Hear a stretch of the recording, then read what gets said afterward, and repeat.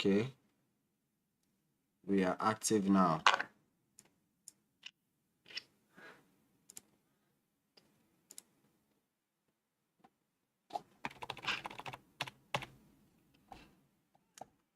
Okay, we are live. We should be live now. Let me just confirm that.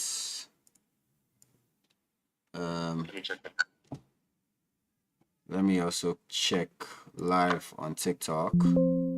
Could not access this on YouTube. Yeah, it's really live. Okay, but on TikTok, additionally, as you detected, you're trying to stream, please ensure your stream key is updated. My stream key is updated. Let me check it. Okay. Where's my detective? Charlie. All these things is just a lot. Hi, Albie. I don't know if you're there yet. Let me see if I can pull up the chats. Oh, okay. I see where the chats went. TikTok is not showing you alive. Yeah, because I just realized something wrong with the stream key, something. So right now I have to do that. I have to sort that out. Okay. Let me just see. Hey, Albie, how's the audio? Can you hear me?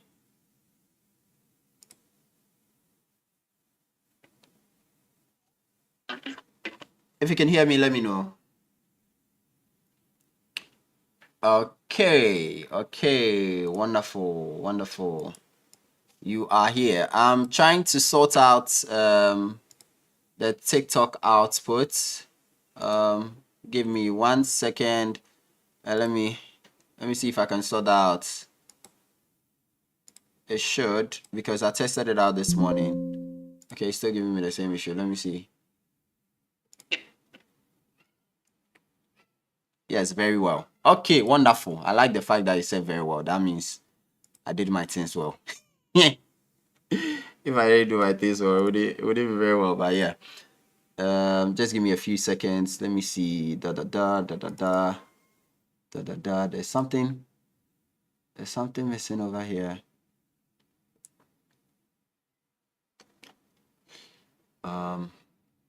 Setting this stuff is a lot of work. Oh, Charlie, why? So much work. No, I won't donate. Go live. Yes, copy and set up over here. Okay. I hope this time around it's not gonna mess with me. Copy key. Because I tested it out in the morning. It was lovely. It was working. All right. We're good. Okay, we should be live on TikTok as well. So, so confirm down for me, I beg you. Tududun, tududun. Tududun, tududun.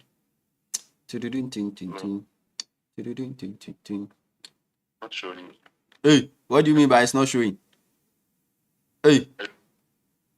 In our messages, it should be around your chat icon that you are live. Let me see. Yeah, so just go to the page directly and check because I know it should be. Hey, I'm not doing any shagadidi. We are going. It not show. It's saying that you are live, but it's not showing that you're live. Hey, it's true. It's not showing that I'm live. That's weird. I did this morning. It showed I was live.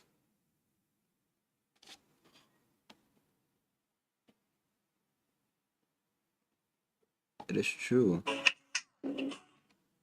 It's true. So that's strange. Think. What could cause the problem?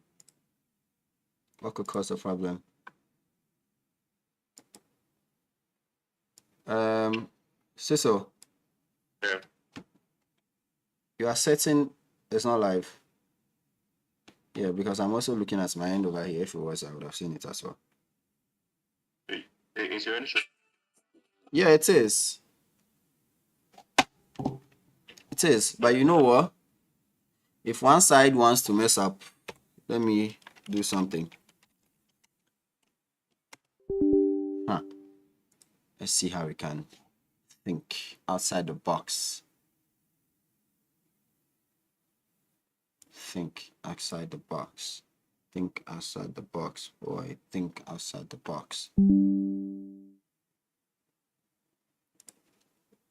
Charlie, y'all should just get out of here. Go live.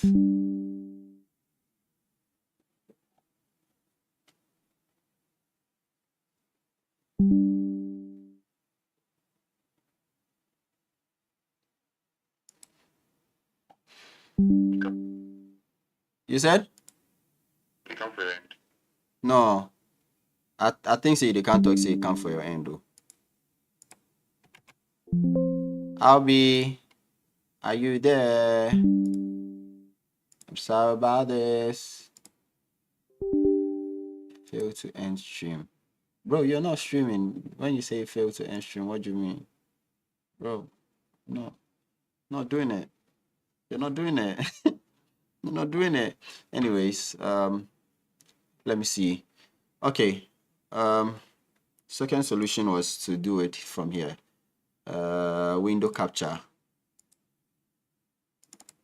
Oh, by the way, you want to fuck me up big time?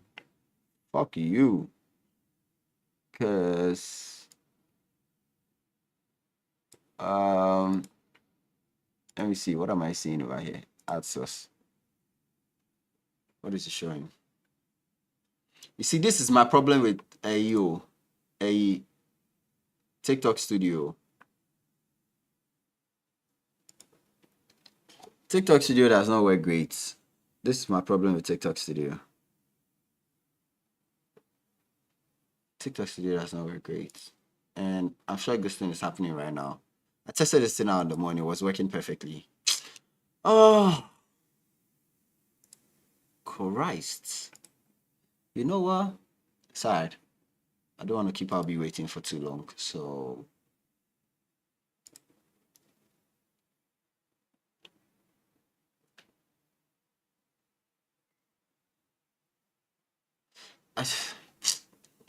Charlie, this thing is going to piss me off. You're going to piss me off at this point. It's gonna piss me off. It's gonna piss me off.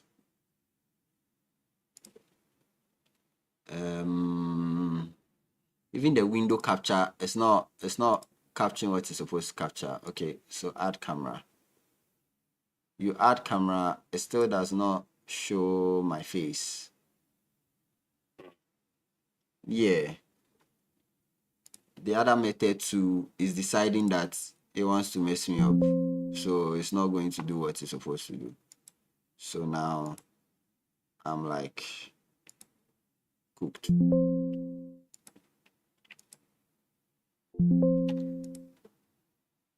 Cooked crap. Anyways, if in the next 2 minutes I'm not able to sort this thing out, so just continue. Because that'll be 6:15. I'll just continue on YouTube.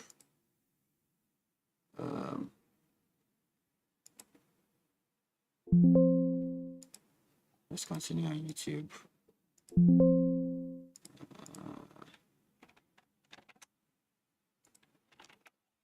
TikTok wants to make their thing so finching by to say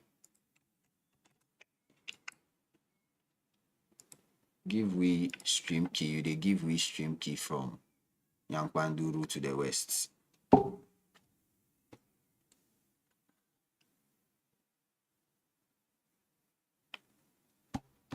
Alright, you know what? I'm done. I'm not doing this again. I'm done. Done trying. So because the thing that is supposed to even be showing, it's not showing that too. What I want it to capture, it's not capturing that. View ranking, countdown, alert, cast video, no, text, window capture. I want you to capture something.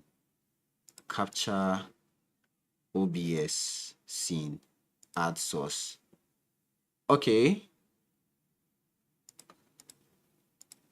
Okay. There's hope. There's hope. If it captures OBS charts, it's only the chart that is capturing. I don't want to capture on the chart. I want to capture the vertical screen. Okay. Alright. Albie said yes. No worries. Oof, 2 minutes. My 2 minutes is up. My 2 minutes is up. My 2 minutes is up. My 2 minutes is up. My 2 minutes is up. Alright. I can't do that anymore. Okay. Let's go. Let's just do this. This is so annoying. This is so annoying. I'm not even going to lie. It's super annoying right now. It's super annoying. And I wanted to just capture. Wait. Okay, wonderful.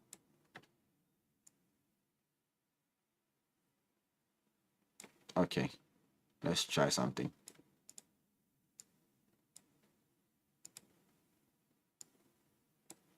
Okay. Okay. I am shifting what I should be doing. Okay, okay, so my video is good. This is good. I am going to go live on TikTok. That is just unfortunate. Continue hosting live or end the video before going live again. Bro, you are not showing them. I'm live somewhere, bro. This platform is speaking that I'm live, but making so it's not showing here that I am. So right now we should do what with them. So check again. Yes, check again on TikTok. No. Nothing. Okay. Well, I'm live now. Oh, like okay, no, it says live settings. Let me fix this. Turning creators into who are you, what your videos will be about, and oh my video is about business, practical business thoughts, practical business ideas, business thoughts.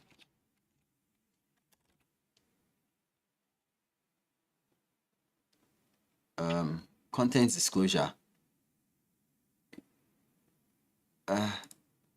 What's this? Charlie. What's audience control, bro? I don't need no audience control. This is the topic I'm talking about. You must select a topic before going live. No.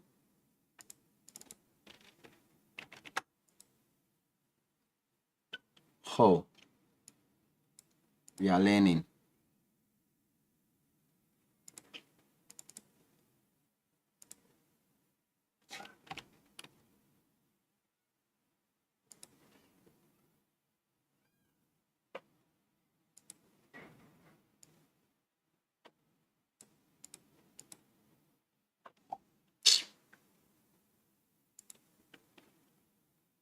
Alright, I should be live on TikTok as well since the first one, but just check my audio for me if it's good. Okay.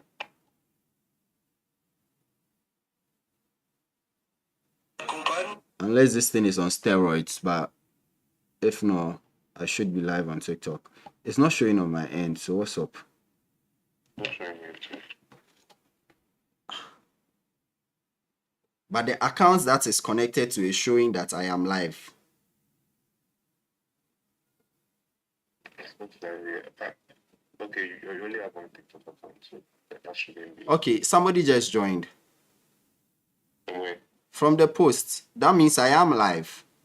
TikTok or Yeah, on TikTok. okay. Charlie, I'm done. Alright, let's go. Yeah. I don't know what's going on. I don't know what's going on. I don't know what's going on. Charlie, built by NR, can you hear me? because it's not showing here that I'm live, but I am, and that means probably the other one too was live. I'm done with TikTok, man. Say so later, right? Let me start. Yeah, sure. You guys are just annoying. Albie, hi Albie, how you doing? Let me minimize this because I don't want to see it. Okay, steroids. Oh, Charlie, they're on steroids. Must be on steroids because ain't no way, man. Ain't no way. Ain't no way. You're laughing. Yeah, this thing's the way it annoys me. Ah, because the thing, I tested it out in the morning. It was working. Like everything was working. So now, what's going on? What's going on? If it wasn't working, it would have been a different conversation. But it was working. It was working. And now it's not working. Like how? That's how, man. Me, I'm tired of them. Anyways. Okay, so let's jump right into what we wanted to talk about. I'll be taking the questions from the chat, right? So you said I'm live on TikTok. You just checked. Charlie, so what's going on? Why can't I see it? Like, you know how usually when you're live, it would pop up that oh you're live and all of that.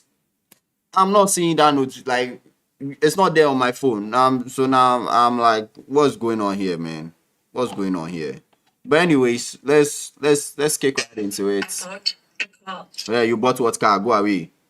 Your platform is not showing me what I want to see. You're talking about you bought a car. Let me see. Is it there? It's not on the top side. So probably that means initially I was also, live, and your friend is saying it didn't show. It didn't show. I'll say yes, see me here. Wonderful. Is the audio good? Can anybody on TikTok confirm for me if the audio is good? If the audio is good on TikTok, please let me know. That means I'm gonna double what I'm doing here and here. Okay, however I'm gonna do that anyways. But it's gonna happen. Okay, lovely. Let's roll. If I can just get a confirmation that the audio is good on TikTok, please let me know. I'd really like to know if you can hear me. If you can't hear me, please also let me know. Albie, can you hear me? Because you are the main reason I'm doing the live. You are the main reason I'm doing the live. So if you can hear me, please let me know. If you can't hear me too, please let me know.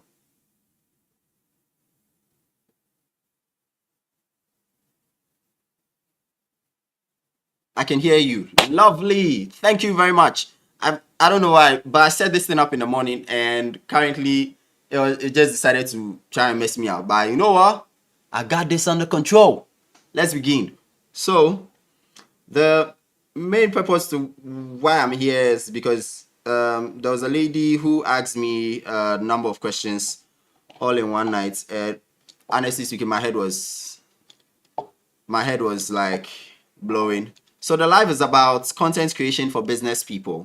So if you follow my channel, you follow my podcast, you'd realize that what we are trying to do is educate people on the fact that although you're doing content or you're a creative person, you are also a business person. And there's a gap between business and creativity that most people do not understand. And because of that gap, you see a lot of artists struggling. They are complaining that, oh, I've been doing this art thing for like 5-10 years and it's not bringing anything.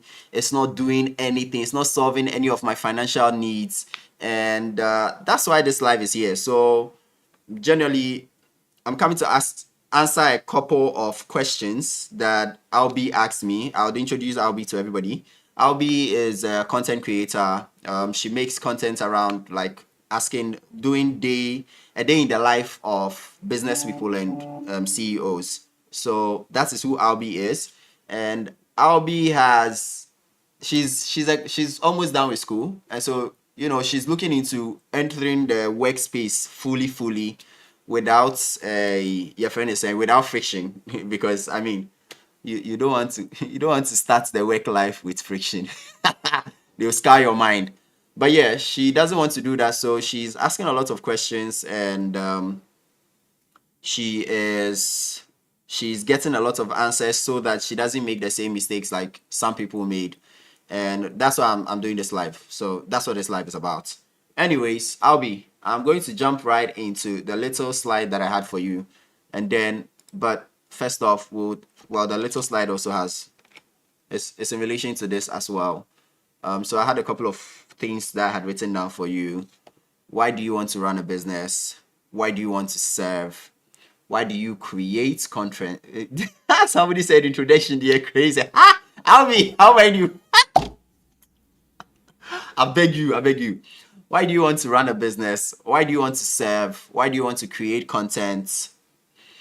How can you tie your content to business? Who are investors? And what is it like looking for investors for content creation? What kind of deals should you be signing with them? Very important. What kind of deals should you be signing? You see, if you skip this part, in fact, let me make this part bigger. Let me just enlarge it. What kind of deals should you be signing with them? Yes. If you miss this part, you'll be in a whole lot of soup. Hey, it's like when I do, yeah. If you miss this part, you'll be in a whole lot of soup. You don't want to know. Oh, you can't see my screen? Oh, but my screen is in the middle. Oh, as how? Can you see it now? Yeah, I think you should. Okay, let me do that tweak over here.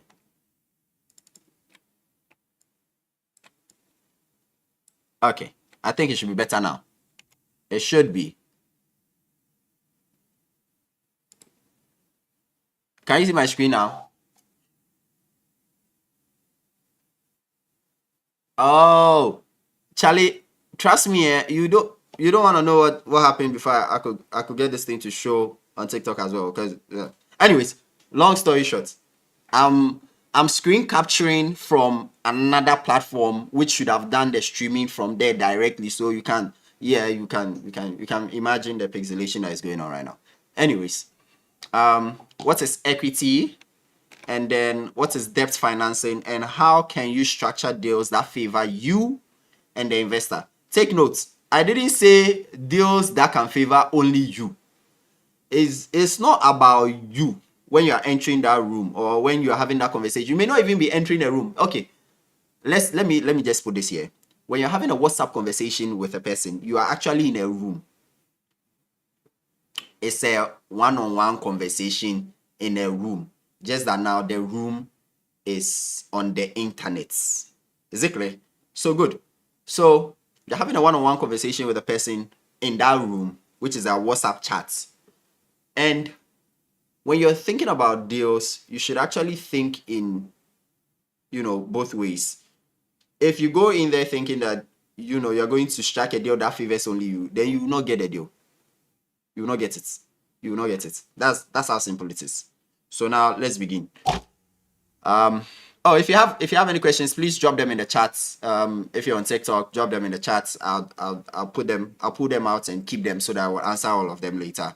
Any random thoughts, random question that comes up in your head, drop it there. Once it's about business and it's about creativity and it's around content and it's around all of these things, I'm cool. If you come here and you ask me and there are any other questions, maybe some things, please, me, I'll not answer you. I'm straight. I'm telling you, I'll not answer you.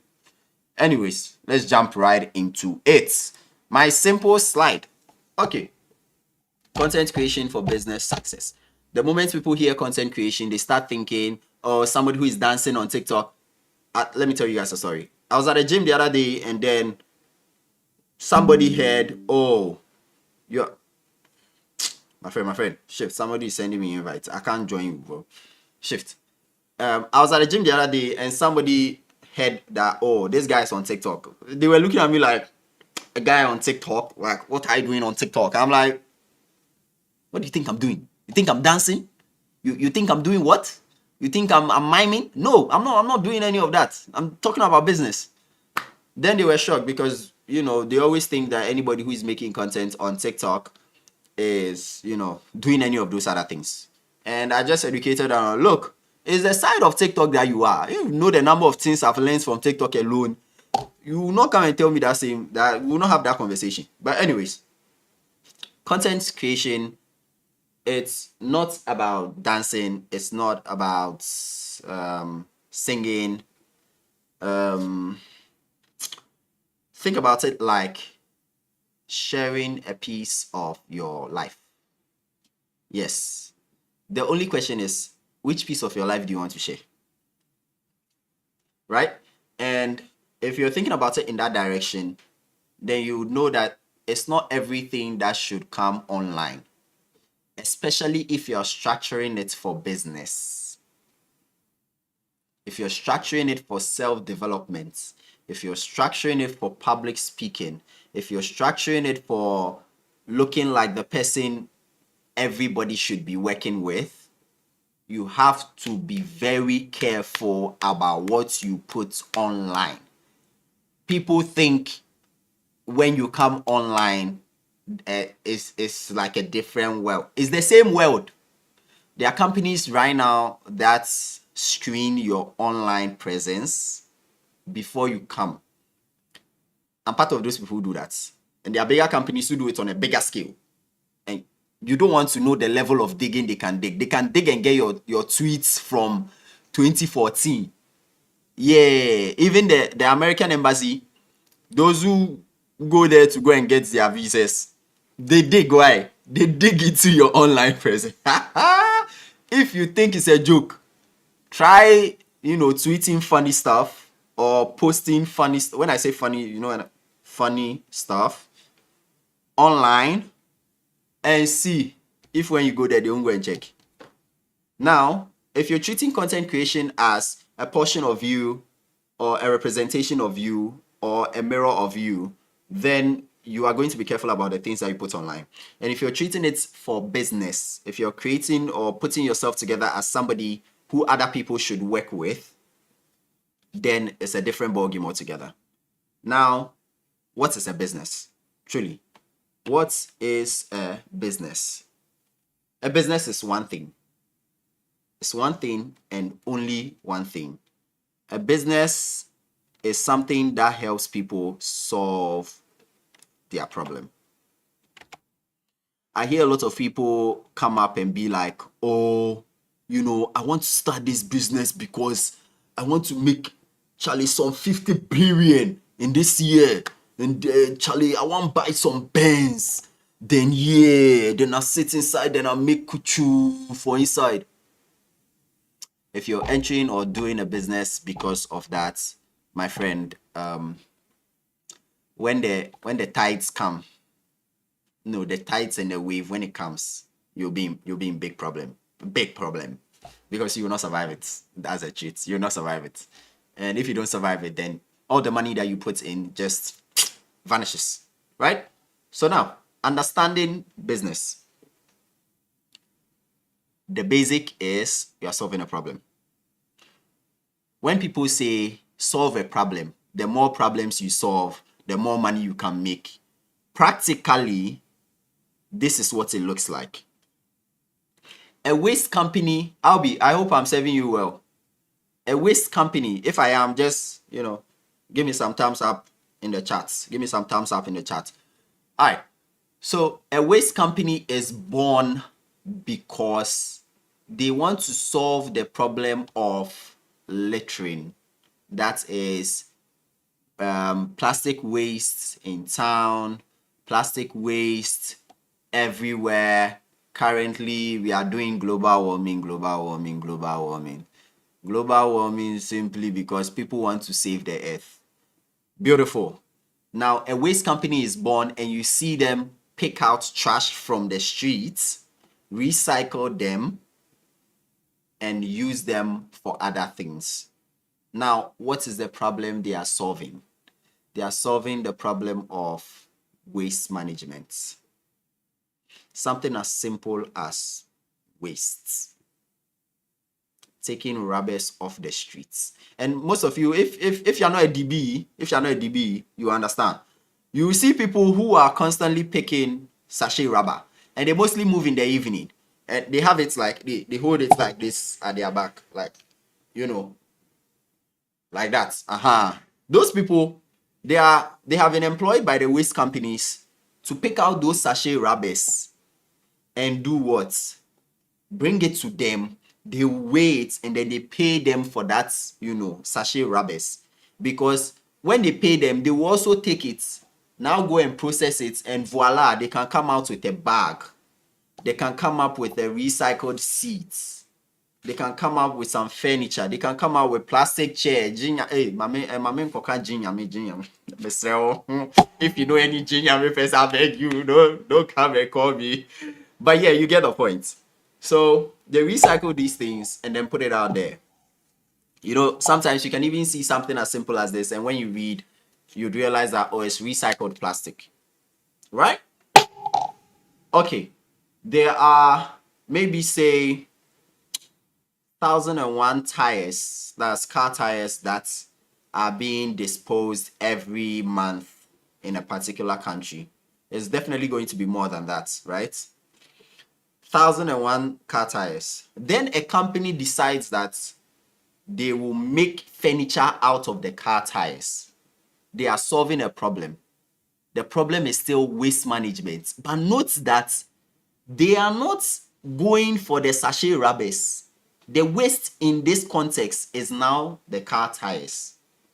That's the problem. Because if the car tires are there and they just pile up everywhere, the workshops will not want to have it. But somebody can make furniture out of it. Somebody can do some external garden with it. You see how that is them solving a problem. So you yourself, as you are there, if you can solve any problem, you are a business. It's not about whether you registered the business or not. What problem can you solve? If you can solve it and somebody can pay you to do that thing for them, you can run a business, or you own a business practically. That's it. It's as simple as that. Exchange of value. Hand go, hand come. Okay, then you go like that. Now, most times when people say, I can't start a business because I don't have a lot of money, it's simply because they do not understand that to start a business, you don't actually need money. Money is the last thing you need. It's the last thing. To start a business, you actually need trust. You need credibility. If you have these two, trust me, people will give you their money. And how do you build trust? Over time. But we'll go into all of that later, right? So now, next slide, please. Okay, what is your motivation behind the business? Why do you want to make the bag? Why do you want to stand Kokoti and be like, I have a business, I have a business, I have a business, I have a business? If it's because you want to be proud, forget it. Just go and get your 9 to 5 and enjoy it. If it's because you want to be proud, just go and get your 9 to 5, enjoy it. Because if you decide to run a business, you see what's going on here? Do you see my hairline? Do you see? Do you want to see more? Do you see the gray hairs? If you guys see it, clap for yourself. But if you decide to run a business, just know that because you are solving other people's problem, your head will pain you. Your head will ache you. You get tired. You'll be frustrated. You will run out of air even whilst you are breathing. You will run out of air even whilst you are breathing. And then you'll be like, but yeah. So what's your motivation behind running a business? You want impact. Somebody's saying we want impact.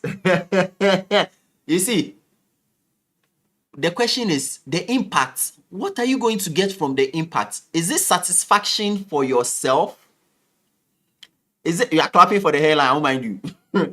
But is the impact that you are looking to make satisfaction for yourself, or you truly want to satisfy the person? Because here's the thing, if your motivation is I want to get impact their life, why do you want to impact their life? Did they tell you they want their lives to be impacted? If your reason, sorry, if your reason is not bigger than you, you give up. And if you don't have joy, like when I say joy, internally, you wake up, you open your eye, you want to think about that thing. That's all that's in your head. I'll give you guys an example. Today I'm doing practical examples. I may use myself in certain portions, I may use people's stories and all of that. Back when I decided that I was going to do visualization full time, at that time I used to have your friend is saying I used to do a lot of designs. At that time I used to do a lot of technical drawings as well. So all those draft works that draftsmen would do, I used to take a lot of those and I used to do them. But it was not as fulfilling as when I was doing the 3Ds. The 3Ds, every time I wake up and like my eyes open, all I can think about is 3D.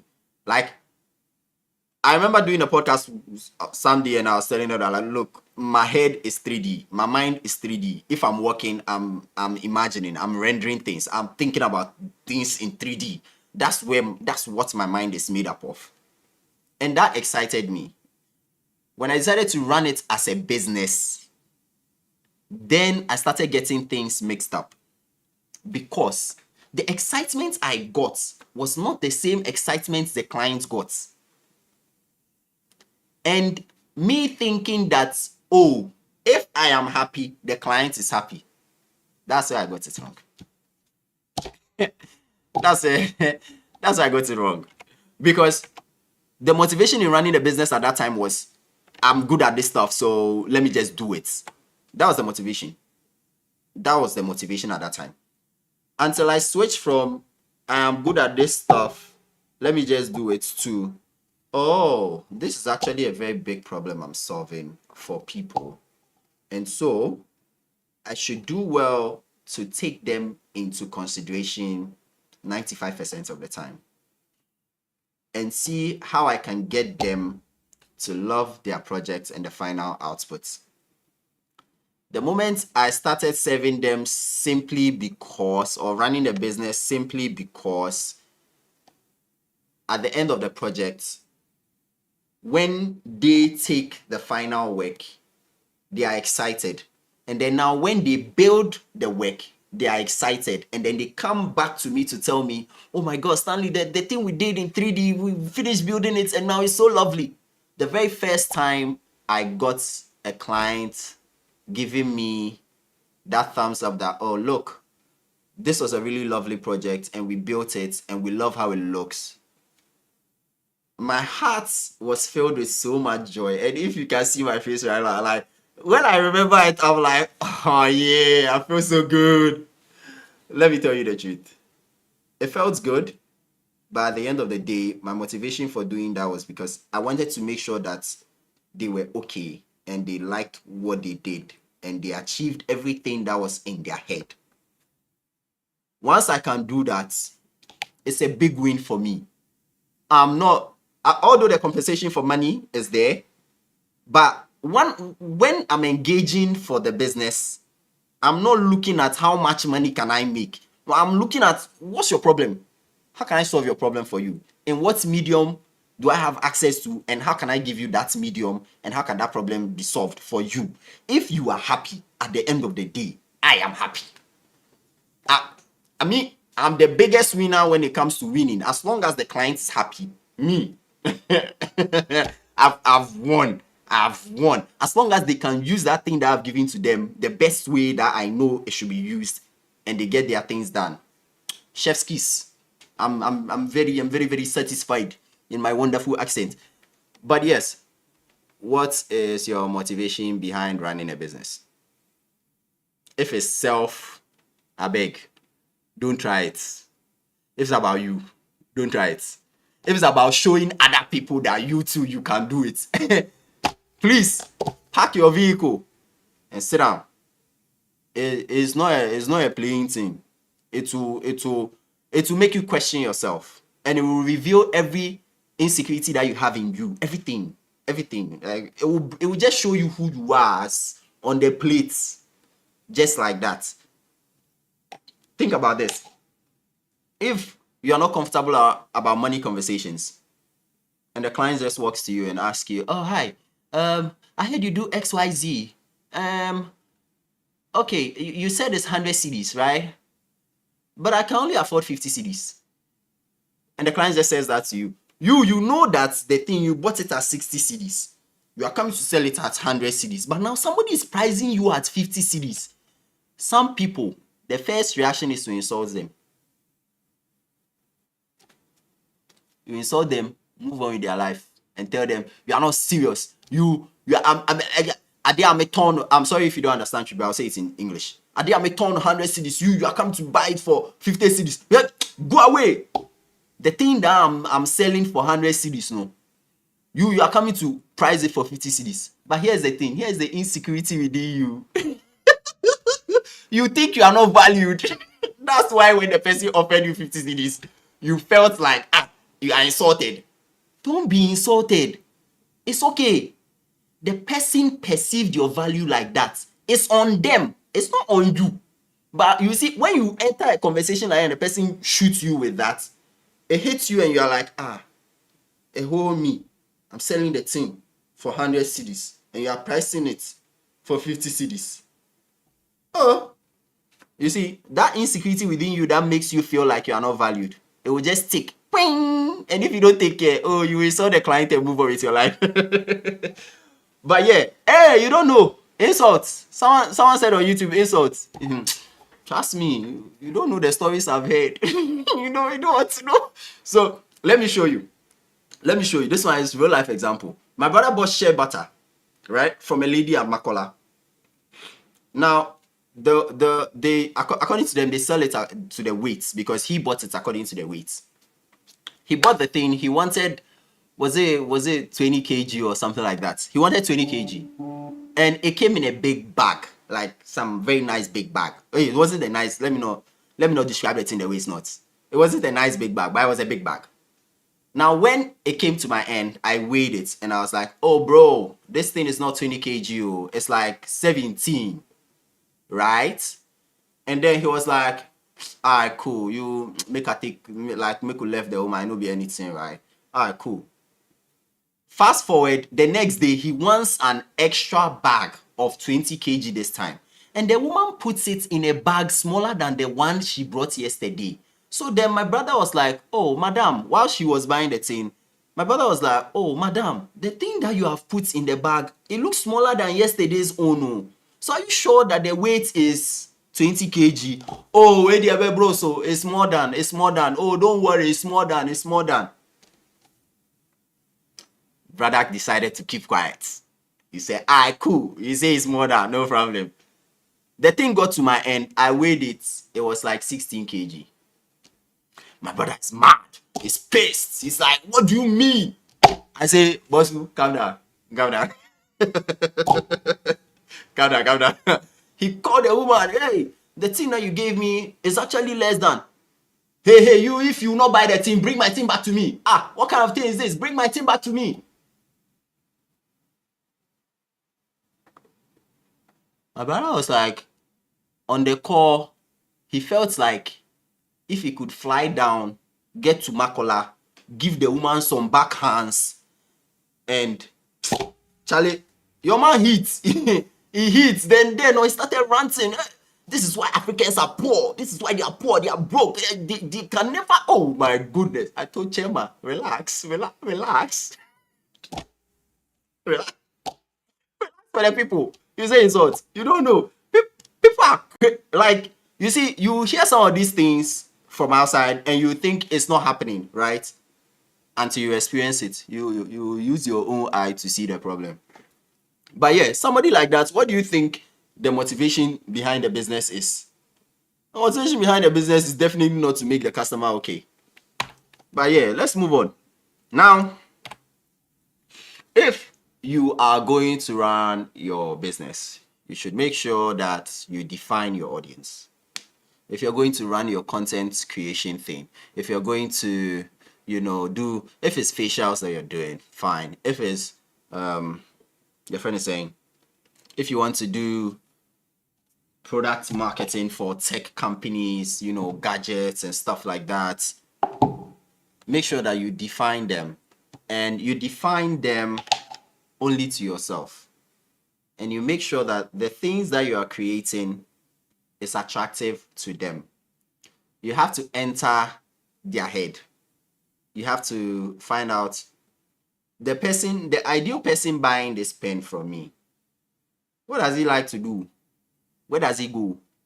If he's buying this pen, what else can he buy in addition to this pen? Where does he spend his money? Where does he sleep? What does he like to drink? Should be thinking about things like that. What other devices does he like to use together with this pen? What kind of accessories does he like to use? Who is he as an individual? If you are interested in that, kind of person, dig deep. Be entering. Be asking all the questions. Oh, please, let me put this out there. Be a curious person. If you choose to run this content in as a business, be a very curious person. Ask the question. Look, it may make you look, dumb or whatever it is that you're thinking of, but it's better to be dumb the first time than to be dumb all the way through. It's better. Ask the question today. Look funny. Look whatever it is. And then, so define your audience. One idea. Stick to it. Explain it a bit more. Then you try another idea. You explain that one to a little bit. Then now you merge the two. You need to know the kind of people who watch your content. You need to know why they watch the content. Why should I, who is watching your content, come back every day to watch your content? I will link this to the business, but hold on, just understand this part. If I am who I am, let's just imagine I am who I am, and the content that I create is around business. What kind of companies would want to work with me because of the kind of content I create? You should think about that in that way. Now, how can I attract the audience that company wants into my space, so that when I go to pitch to that company, they would look at my audience profile and be like, yeah, I like what this guy is doing. I like the kind of people who watch his content, and so let's give him the deal. Think about it in that way. Simple. Don't even stress yourself. Now, why are you doing the content? Are you doing it because somebody said you cannot do it? So once again, if that is your why, please stop. Your why has to always be bigger than yourself. Every single time I say this thing, I say it with all seriousness, because I'm very serious. I'm a very serious person. As you can see on this live, I've been very serious all this while. Anyways, why are you doing the content? Are you doing the content because you want to become popular?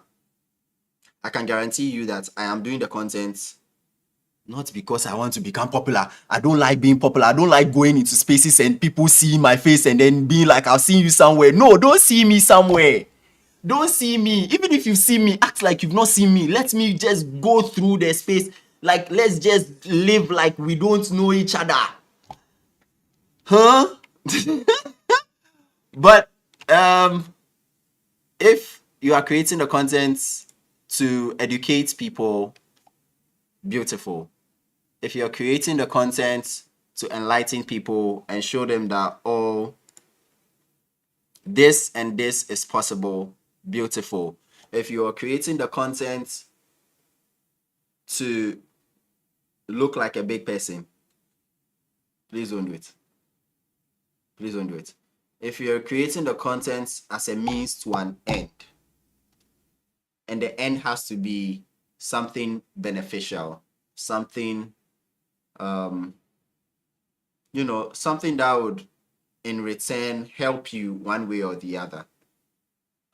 There are people who have started content creation and it moved them from one very small room to global places, simply because they curated the kind of content that they put out. They didn't just get up and start dancing. They didn't just get up and start miming. Nah, they didn't do any of that. So why are you creating the content? I'll tell you why I'm creating content. I'm creating, and I'll say this everywhere that I go. I'm creating content because initially, when I started running my business, I struggled. I struggled because although I already knew how business ran, this was a creative business. Like, I'm selling images and videos. It's not a product. It's not a pencil or a pen, which I used to do. Like, I used to sell stuff in the market, right? And I understand how to sell a physical product. I understand a physical product, but I don't understand how I can sell the image or an image to you, a digital image. Hey, a digital content to somebody. Hey, I didn't know how to do that. And because of the gap between, okay, I have this creative skill, but yes, I have to run it as a business. How can I merge the two together? Because if I can't merge the two together, I'll do this thing for fun.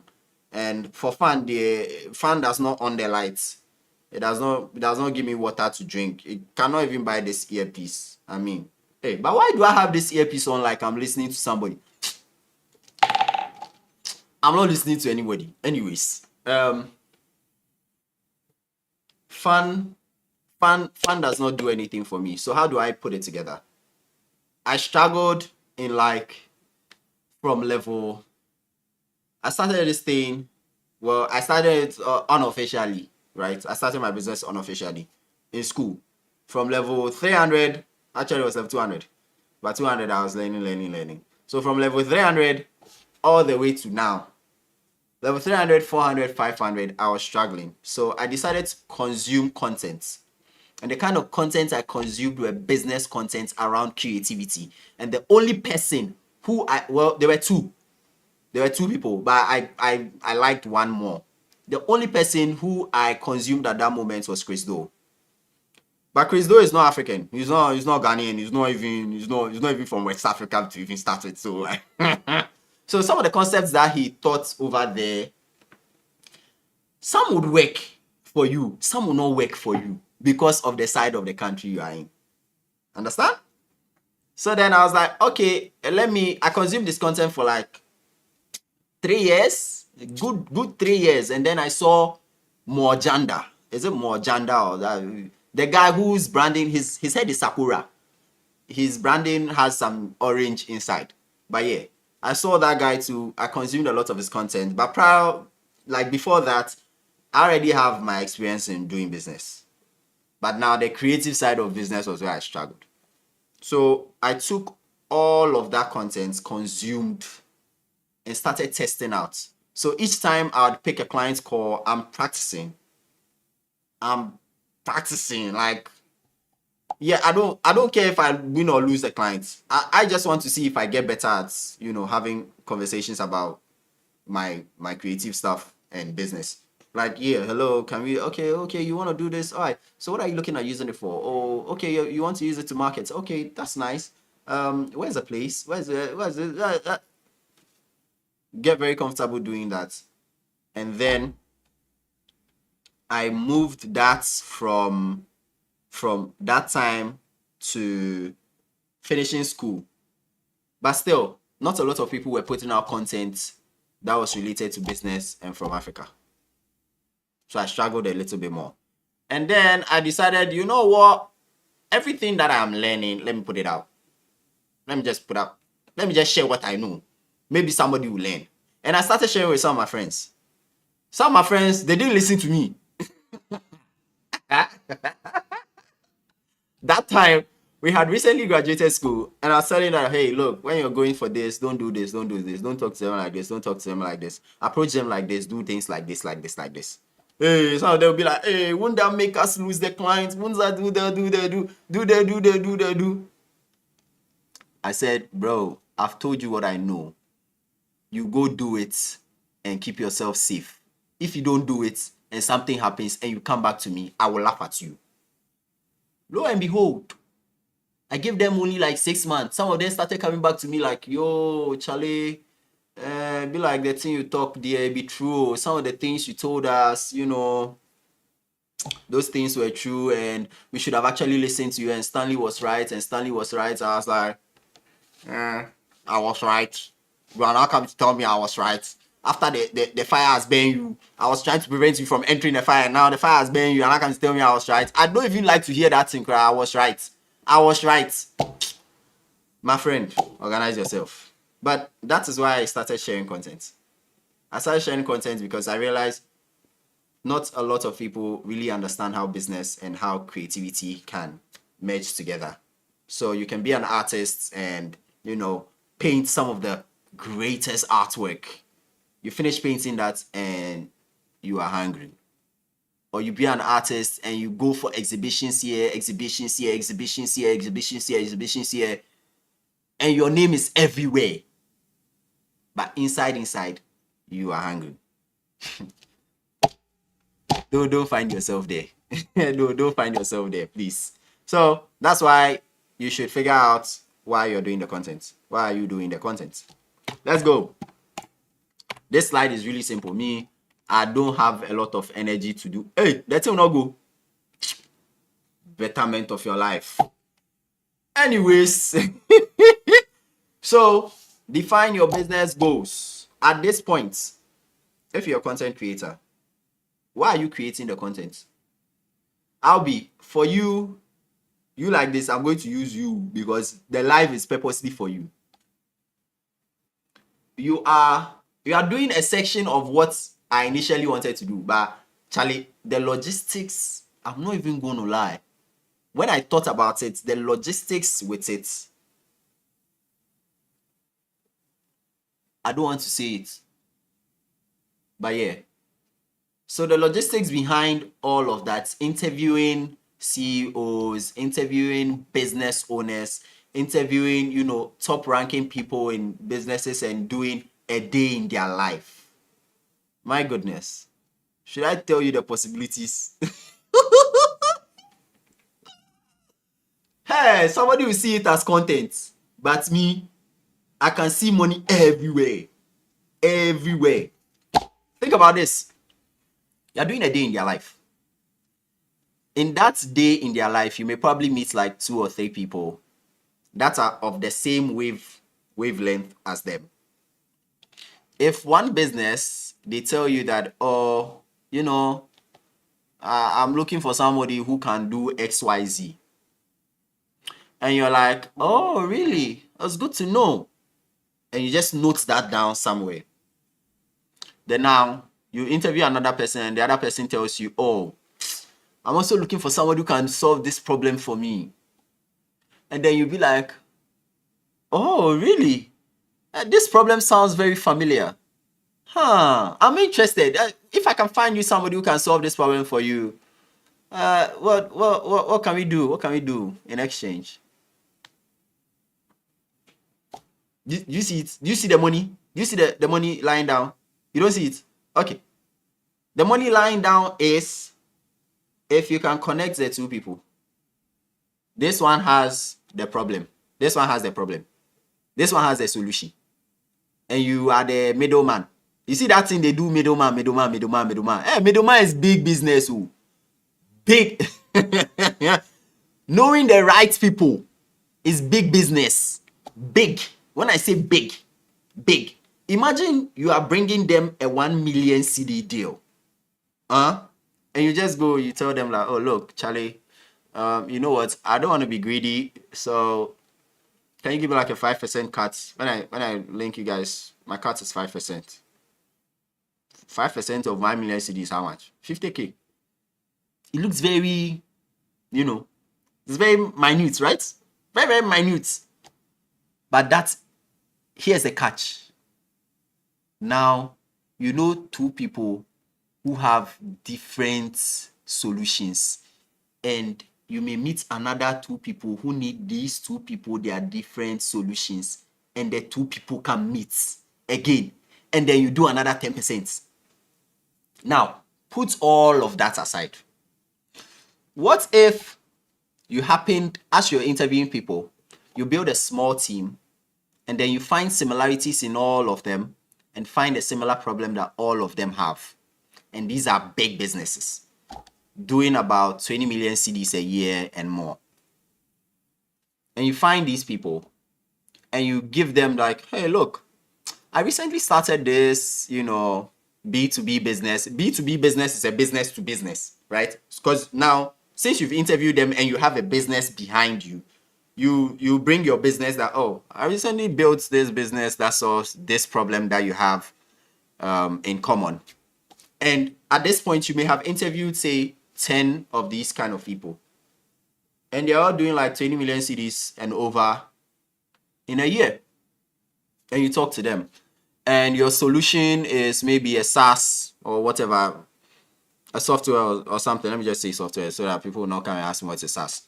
But yeah, your solution is a SaaS, right? And this solution probably costs like 1,000 CDs a month. I'm just saying 1,000 CDs a month just to, work with that software. Now, think about this. There are 20 people, but you may not get all 20. Maybe you get 10. In fact, you get 5. Let's just keep it at 5. 5. Each one of them will give you 1,000 CDs. That's 5,000 CDs every month just from using your platform times 12. That's 60,000 CDs. Let's just say your cost of maintaining. When I say maintain, you should understand, maintaining the software is like 500 CDs a month. You're making 60,000 CDs on something that you're spending 6,000 CDs on to maintain. Now imagine if the numbers are more. Do you see the money lying around? Do you see the money lying around? I'm not going to sit here and tell you guys exactly how I'm building the podcast as a business. But trust me, there's a lot of things underneath. A lot. Anyways, let's proceed. So, once you define your business goals, you understand your audience, and you monetize your content. The monetization is not about the YouTube platform. Please, let me mention this and let me put it out there categorically, that the money you make from these platforms is not as much as most people are expecting. I don't understand. When people say, hey, you're on YouTube, hey, you're making a lot of money, I'm like, do you really think that is where the money is? Please, that's not where the money is. That's not where the money is at all. The money is in the partnerships, the sponsorships, the deals that you do not see behind the room. That's where the money is. It's not in the one that is in front of you. No. The money is in the access that those people have because they are content creators and people want people like that in their space. That's where the money is. The money is in the backdoor access that they get to applications and you name it. Charlie, name it, is more than the one YouTube is paying them because of ad revenue. Oh my goodness. When people tell me you are doing this thing, you are my friend. Let's arrange ourselves. Anyways, back to what we're talking about. Align your content with your overall business objective. For our podcast, right? Hey, if you're on this live and you've not subscribed to my channel, go and subscribe. Go and subscribe. Anyways, for our podcast, we are mostly interviewing business people and creative people because, like I said, we are trying to solve a problem, right? The problem is what? There is no platform in Ghana, I dare to say in like West Africa, who you know their main objective is to solve the gap, that gap between the creative person and the business person. That gap.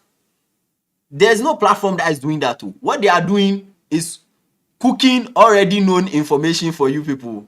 Let me not mention names, but yes. And they are not giving you guys real juice. Note that. I'll give you guys new that I'm not going to say much. But yes, so align your content with your overall business objective. My business objective is very simple. Very simple. Connect multiple businesses. I want to sit here and know like 1,000 businesses that I can exchange deals with and just be behind. I want to sit here and own multiple businesses without having to actually be in front of the business, but be in the engine room. The engine room is where a lot of things, a lot of deals. Imagine for maybe say 100 podcasts guests that I get, I own a fraction of their business because I am genuinely interested in their business. And I only do deals with people that I'm genuinely interested in their business, because if I'm not interested, it will not suit me. So, Diane, why?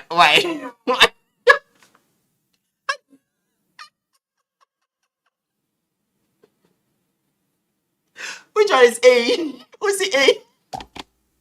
Why are you saying A?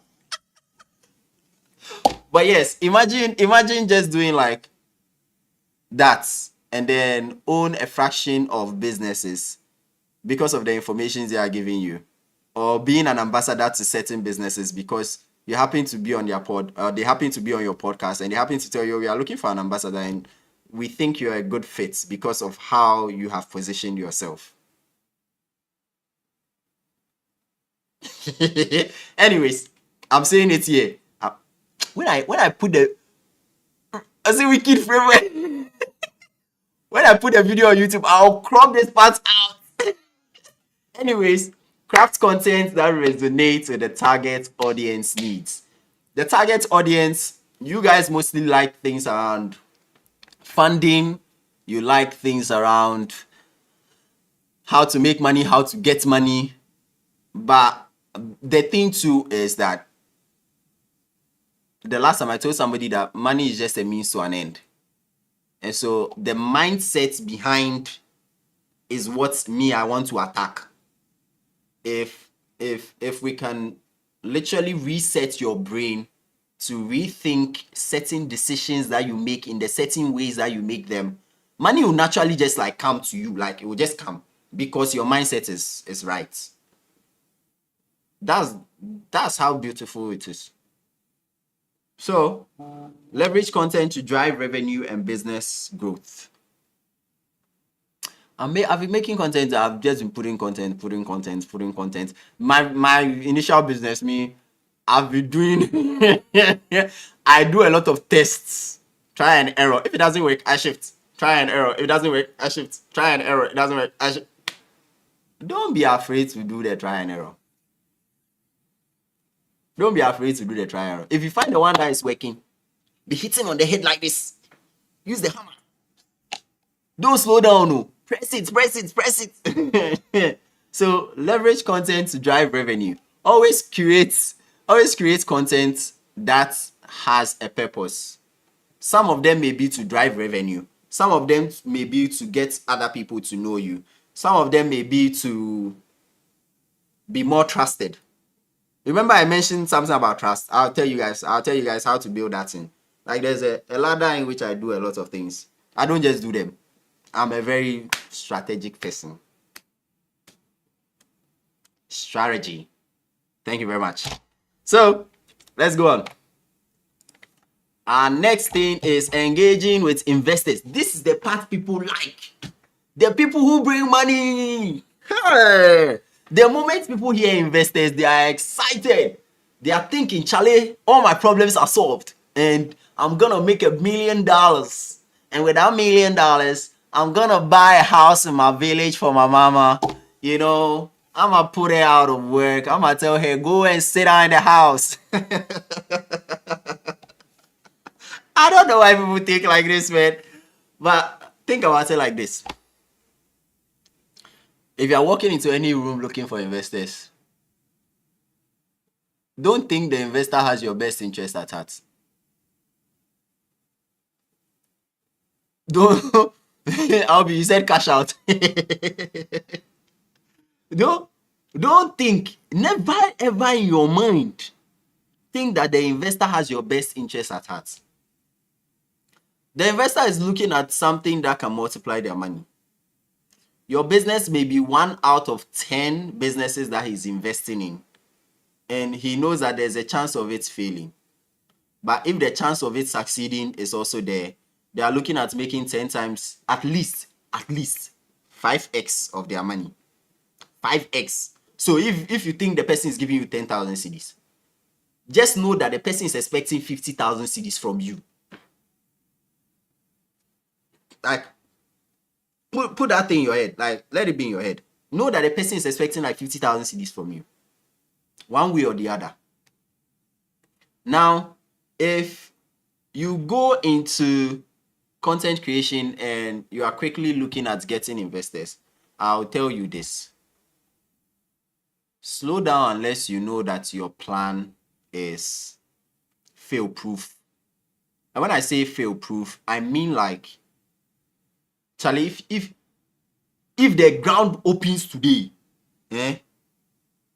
you can still do your stuff. Built like a tank.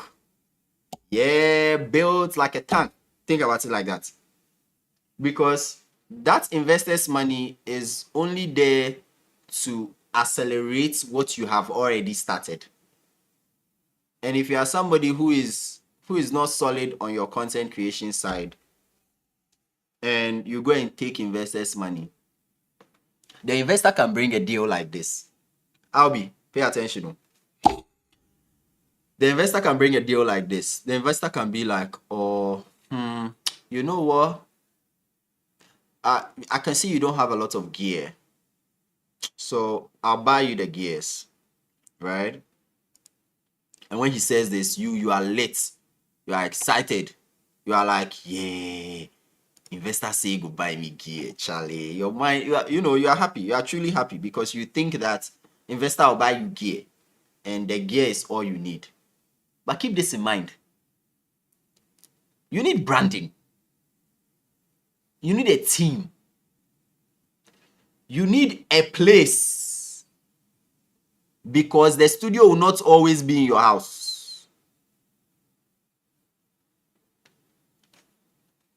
You need mobility. You need to be mobile. You need to be able to move from here to here, because a day in the life of the CEO is not always going to wait for you in his Uber. Hey, wait for you to come with your Uber. Do you see? You need to look sharp, because the CEO, depending on who you are going to meet, the dressing has to be dressing. You understand? Based on who you are going to meet. Maybe now the dressing is not dressing yet. But trust me, that thing they say about the way you dress is the way they address you. I beg, don't play with it. Don't play with it. If not, they will address you like dressing machine.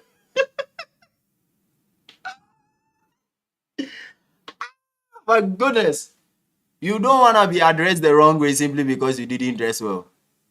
And I have personal experience with this. Like, some of these things I'm saying, it's not like I've not experienced it. I've experienced it. I've experienced it in a very bad way. And when it's happening to me, I know. That's the difference. Like, if it's happening to me, I know. I can perceive it. I can see it. And my mind is telling me, like, my intuition is telling me this is what's happening. And I can't do anything about it at that moment. And I'll give you a very perfect example. And you would understand why whenever you see me outside now, there's a particular way I'm dressed. You get it. Initially, in 2020, when was that? That was 2023, right? 2023, I was still dressing in my jeans and my shirts, and I just put on some sneakers, you know. I'm going to sites at the end of the day. Why do I have to, dress good? I don't need to, right? Now, you meet some clients. When you get there, they'll look at you like this. Hi. How you doing? Is my glasses not helping? Let me remove my glasses and then do the eye thing well. Hi. How are you?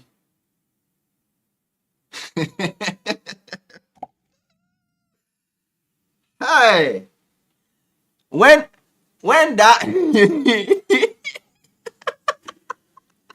I went to meet investor and he asked me if the guy is my employee who owns my Charlie. You see, if you are not, you have to be conscious when you are meeting people that you hope that they will invest in you. You have to be extremely conscious, like aware of your environment. Look at their body language. Look at their eye movement. Look at how they are moving their hands. If you are paying attention to this thing, you see whether the person is sizing you well or is sizing you down. So back then I used to wear my jeans, my shirts. Sometimes the shirts on the neck, the he has passed more light one. I didn't see it as a problem because I'm like, I'm going to site, right? And the place is dusty. Sometimes the place is dusty, sometimes the place is not dusty. And I'm like, Charlie, why do I have to dress shape and go, right? Then I didn't used to drive as well. So I would go and I'm being sized up and down. I'm like, bro, I'm the person who can do the work. I'm the guy for you. Why are you sizing me? But I couldn't say that, of course. I can't say those things. I can't say it to my client too. Hey, I beg you. But they finish sizing you, and then now you get to talking about the money. Then when you are mentioning, I'll charge like 50,000 for this, then they're looking at you like, you charge like what? See your mouth like 50,000. You don't even look like you have up to 5,000. You want to come and take me 50,000. Then or they hey, they'll butcher you with the price. They'll just tell you, my friend, I cannot afford that. We have this. It's either you are taking it or you are not taking it. Choose one. Then you as you are now, as you are, you don't have pride, you don't have ego. You'll be like, okay, it's fine. You bring it for this time. Next time, we will not take it all. This thing has been repeating itself. But the thing is that although I knew about it, I didn't want to play that game. I didn't want to play that game that they wanted me to play. So I kept fighting it until I decided, you know what? I'm tired. Last year was when I decided I'm tired. The game you want me to play, I'll play it and I'll play it well. And we'll all enjoy ourselves playing the game. What's the game? The game is branding. I will look good.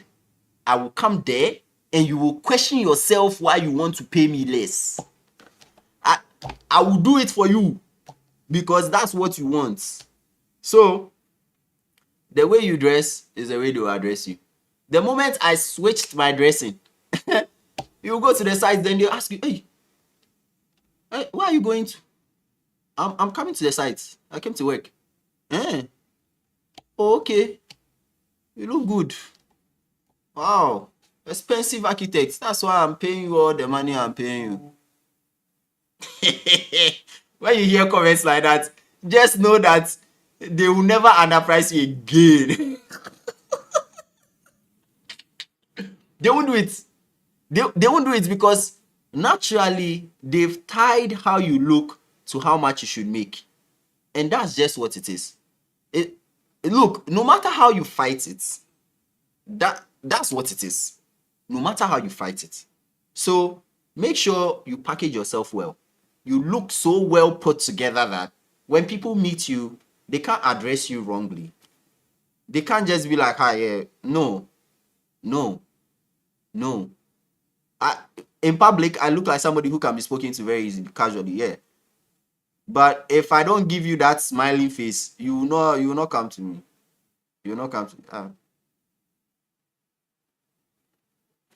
Okay. And it's the same way when you're meeting people that you want them to invest in you, or people we call investors, right? So now, what's the investor's role? Investors fuel growth and provide resources for content creation success. Listen, if you already don't have a system in place for creating your content, that investor's money is not going to do anything. Those gears that he's going to get for you, it's not going to do anything.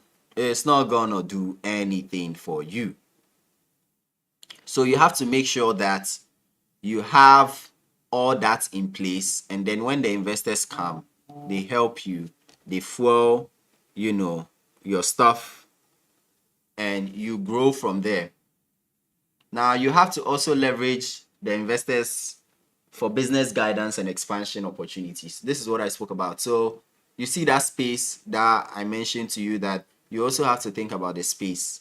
You also have to think about those things in that way, because if you don't do that, at the end of the day, you may end up just getting gear, and the moment you get gear, that's the end of it. Do you get? You get gear and that's all. But you need other things. You need other things. You need some partnerships that will help you. If they happen to have or run a co-working space, or happen to run a studio, you should talk to them that, oh, look, I like, for us to also have this on the table. All is your bargaining power. Okay. Take for example, the investor comes to you that, oh, look, I have like $2,000 I want to give to you in terms of gear. And he says, for this $2,000, I like 10% of your, company. Now, 10% of your company, you should ask him, 10% as how? I know it sounds funny, but 10%, which of the 10% are you looking at? Revenue from YouTube or revenue from partnerships and sponsorships? Because as you grow, you will get partnerships, you will get sponsorships. So which 10% is he asking for? 10% of everything, including all those partnerships and sponsorships, or 10% of YouTube revenue that you generate from ad revenue? Or is it 10% of all earnings from all social media platforms? Because definitely it's not only going to be YouTube that you're doing on. You're going to probably go on to other platforms. So which 10% is that? All of that has to be stated clearly in your documents. Now, show investors how your content aligns with their financial goals. Like I said before, you are going into that thing to get investment from them, for it to be valuable to them and to you. It's not only for you, it's for them and for you. So how can your content help promote their business? I'm going to give you guys another example. Me, like this, if I happen to interview somebody who does what's it called, who has a solution for, okay, let's just say Pram Elon Musk. Let's just say Pram Elon Musk has a solution for businesses who are constantly getting things on WhatsApp, right? And I am talking to these people, I have them all on board. And I move all of them and I tell Pram Pram that, oh, look, Charlie, my content is really helping push this kind of narrative, but you are the one who can solve the problem. How much are you willing to give me in exchange for these contacts that I have? And he happens to give me something in exchange for it. Maximize the value.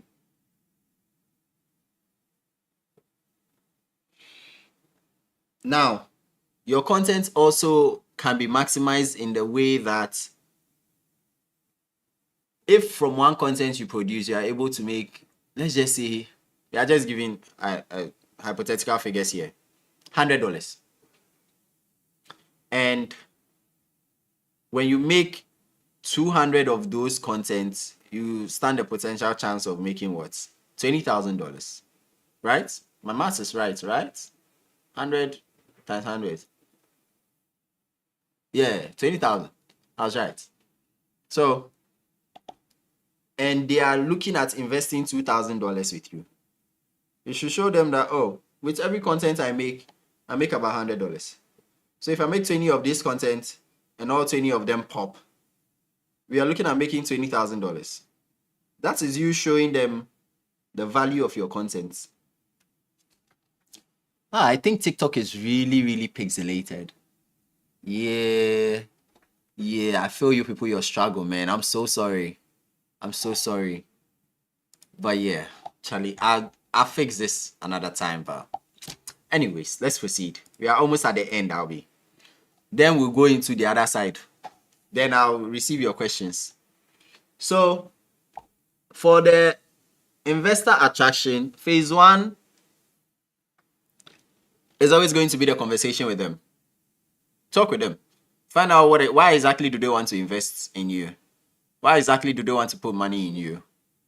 If their purpose does not align with why you want to get the money, don't take the money. Because there are people who have taken money and they've regretted taking that money. They've regretted big time. Like they hate it that they took that money. You've heard of artists in recent times where, like, you know, all these scandals here and there, or they shouldn't have taken that money, or now they signed their life away, or all of that. You have to be very cautious. Step 1, find out why they want to invest. Step 2, ask all the questions you want to ask. Every question. Make sure you understand everything about them and why they are investing in you. Because why is it you? There are 1,001 people. Why you? Why? They should explain, yeah. They should also go and put this thing together. Yeah. Why did you pick me? Usually when you ask people questions like that, it takes them back. Like it pushes them back, cry like And then if they start being defensive, suspect them. If they can't be true to you and quickly say, oh yeah, you know, you because, or what they say does not make sense to you, don't do. Run. Step 3. After you ask them why they are choosing to invest in you, draft a contract. You see how I stood up and said it? Draft a contract. Make sure a lawyer drafts a contract for you. Everything that you people have discussed between step 1 and step 2, consolidate it and draft a comprehensive contract. Give it to him. You to keep it, read it. Make sure that every T is crossed and every I is dotted. Make sure it serves you and serves them. Make sure it's not one way. Make sure you are not signing your life for the next 10 years away. Somebody says, my homeboy is battling a court case with his investors. Apasa. See, Don't play. Somebody give you money. Be very. Use your mind. Use your mind. Use your mind. After drafting that contract, make sure you read it. Make sure you have lawyers present where you read it. What does this mean? Why is it this? Why is it? Let them, the lawyers, between your lawyer and their lawyer, read everything. They will be the best people to do your argument for you. When all of that is done, and the more detailed document is out, and the two lawyers now agree that, okay, my client's best interest has been met. Your client's best interest has also been met. Now we can sign. Final step is sign. When you finish signing, proceed with your life. Now, usually, people do, what's the investor's experience? Sometimes people think getting an investor is a 1 month thing. I'm here to tell you that it is not a 1 month thing. Sometimes it may be like 3 months, 4 months, but depending on the volume of cash you're looking for or you're looking at getting, it can take a year. So at the point of discovery, what happens is between January and February, probably they are looking, then they find you. Then they are like, this person is interesting. Let me monitor them between now and April. So they are observing you. They are looking at your page. You post stuff, they check you out. They're like, okay, cool. They are tracking you, literally. Yeah, you think about it like stalking. So between that engagement that they will engage you and the pitching, because between then and then, they will be engaging with you. Oh, this is that, this is that, this is that, this is that, this is that, this is that. Then you now go come pitch. You pitch to them. Between that pitching and the negotiation, you face many headaches. So think about that. Sometimes it takes a long while, right? Forget that. Forget the other slide. Now, let me have your questions. Drop your questions. Yeah. We have about 23 minutes more to end this live, but I'd like to have your questions, Albie. If you have any other questions, please let me know. And if you're joining this live for the first time, this is actually the first time I'm doing this in a long, long while. Initially, I used to do this and build stuff. So yeah, if you go to the Jenny Uncovered page, you see live sessions are there.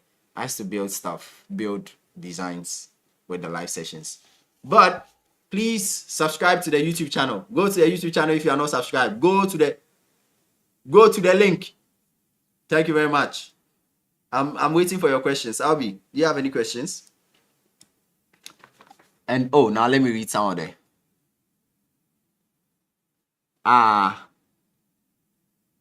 She undid the sale. Why, Daniel? She undid it. Say, don't forget this. I'm music and I'm no. For my dear mommy.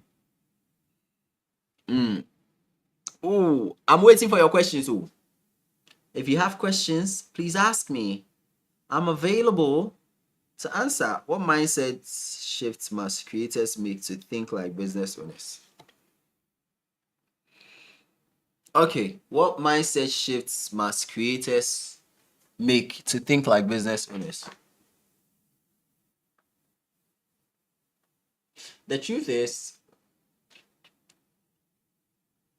the creative person and the business person, they are two different people. And one of the mindsets that the creative person has to adapt is that you are not doing it for free. And the more you do it for free, the more it disturbs you mentally. I don't know if that makes sense. But if I make a video for you and all I get is Oh, thank you. This is a very lovely video. And it took me 6 hours to make that video. Now that's 6 hours of my day gone. A quarter of my day is gone. The next time I do this, if I do this for a month, that means a quarter of my month is gone. And that is a quarter of my month. If there are 30 days in the month, a quarter is like what? 7 days. It means you woke up for 7 days and did it for free for that person. I'm not saying charge for everything. What I'm saying is make sure that you are not doing it entirely for free. Even if you say you are doing something for free, make sure you are getting something in exchange. There has to be something in exchange. It can't just be for free. When creators start thinking like this, yeah, I think it can also be for fun. It can also be for fun. Your Sunday Juma or your creative work is what will pay your bills. So if you start thinking about it like, oh, I need to pay my bills with this thing that I'm doing, you enjoy your ride. You enjoy your calm ride. But yeah, more questions. Ask me the questions. Yes. Okay, I think we've tackled most of the things at the top. But I think we also tackled equity actually. I mentioned something about equity.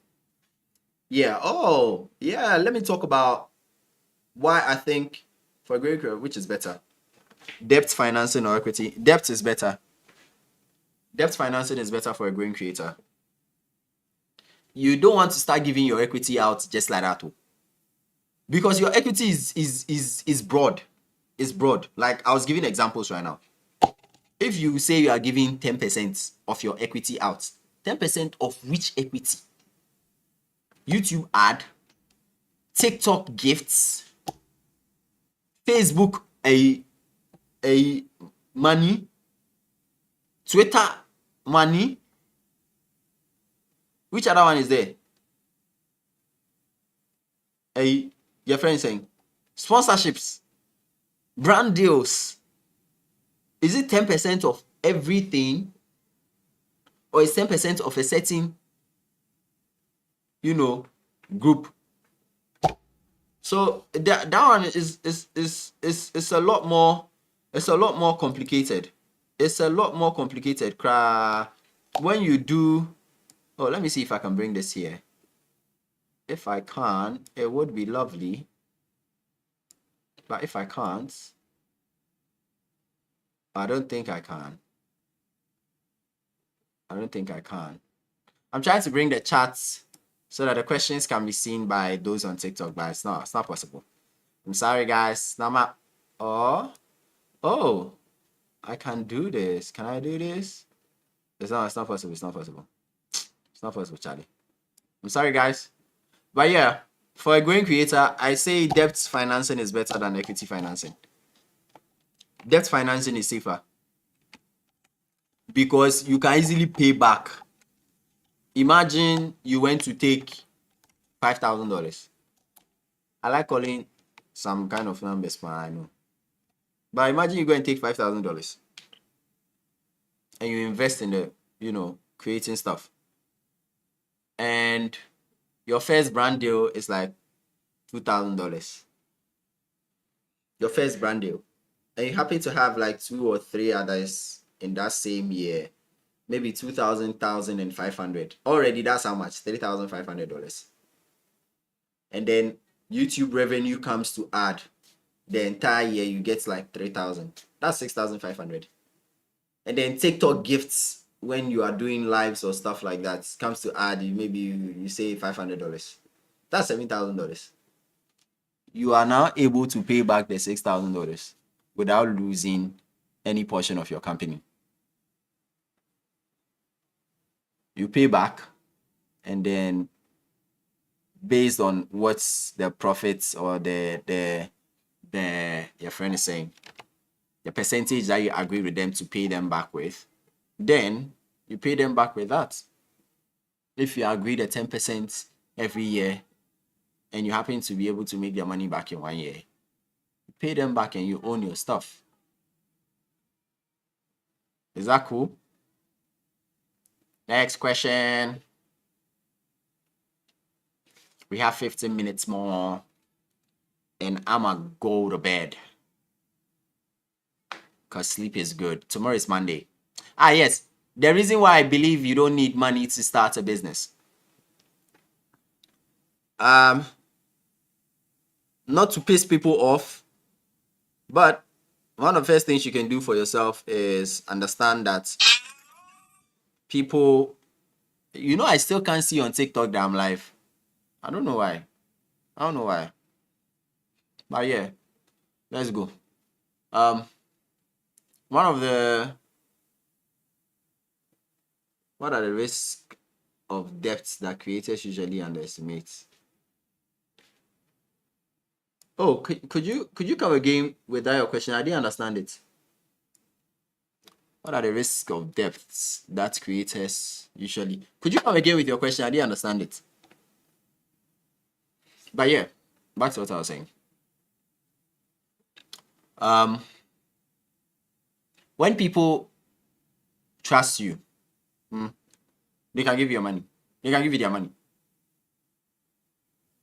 Money is a means to an end to most people. To everybody practically, it's a means to an end. But people, worship it, praise it, because they feel, Charlie, yeah, when I have money, I have everything. But that's not how it is. The moment you start understanding that when people trust you, they can literally give you their home keys, their house keys. They tell you where their safe is and tell you, Charlie, this is this, this is that. And they expect you to go in and do whatever you want to do. That's what happens when people trust you. And in situations where most people come out and say, oh, you don't need money, it's because you need trust. And they don't tell you that it's trust that you need.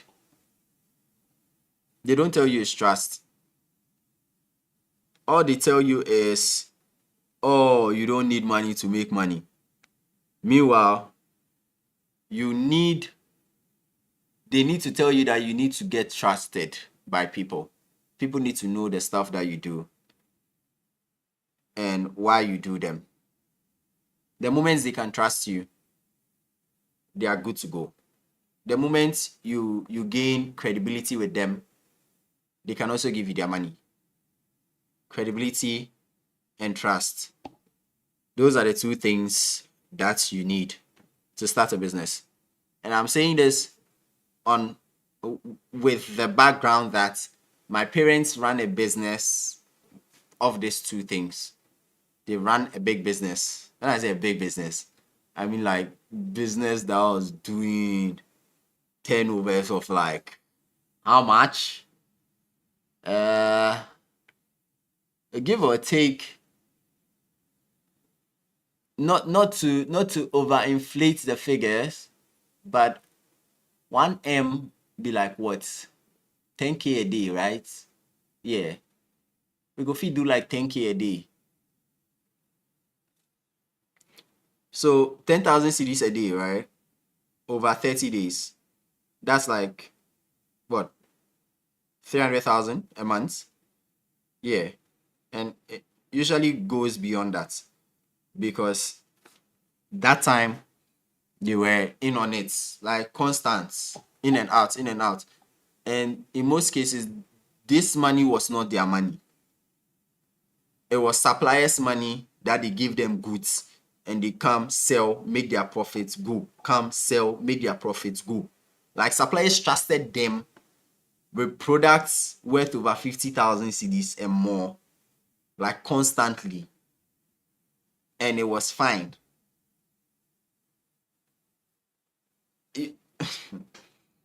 And that is what they used to raise us as their kids. And I saw this live. At a point, I even managed the business live.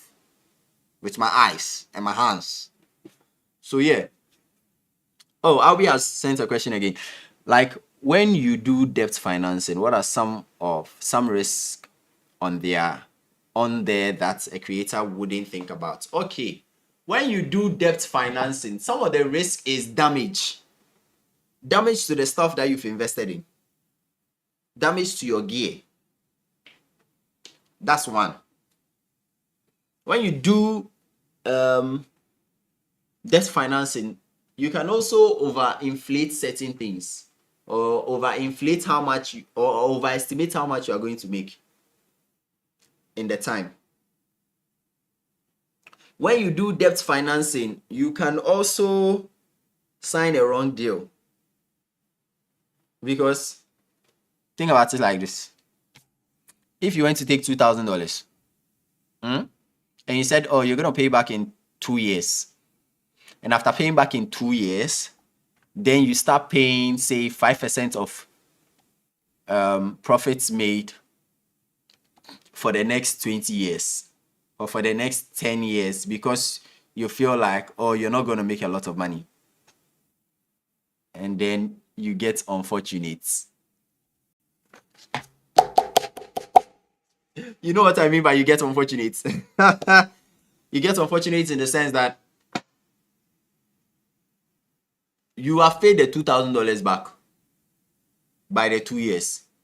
Now, within that 10 years, every year you started making, your friend is saying, every year started making like $10,000 in profits. Every year. And it kept growing over time.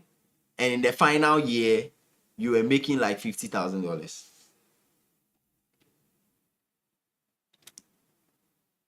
You see how unfortunate you have gotten? You strike the deal that saved them more than it saved you. So for that $2,000 that they gave you, you have paid the $2,000 back. Now you are paying 5%. If you pay 5% of 10,000, that's like what? Is that 500? That's $500, right? Now imagine that $500 for the next 10 years. But then this time around, the profits that you are making is increasing every year, $2,000, no. You end up giving them like over $20,000 worth of profits on top of the $2,000. So you have to know how to structure the thing well. How to structure it well. You have to do your calculation, compound interest, and also calculating the yield, and do your projections and under project. Don't over project. It's better to work with the lower figures than to work with higher figures. Because if you work with higher figures, and the thing go and cast in front, you more than cast. Was that did that answer your question?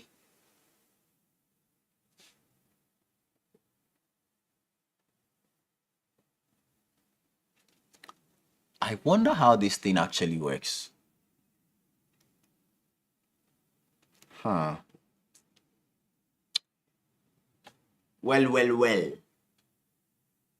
We are 7 minutes away from 8 o'clock. I'm gonna be going out at 8 o'clock. But it's been really lovely doing this. Oh, she's okay. Wonderful. If you have more questions, please let me know. I would definitely answer them. But yeah, Charlie, it's been really amazing doing this with you guys. It's been a while I did a live, and my head is paining me at this point. But yeah, so far so good. I love talking about. Wonderful. I'm glad you enjoyed it. I love talking about business. I love talking about creative stuff. I love talking about mindset stuff. How you can make yourself better generally. But yeah. Alright. I will be ending the stream in 3, 2, 1. I'm gonna catch you guys later. Alright. Cheers. Safe journey, travelers.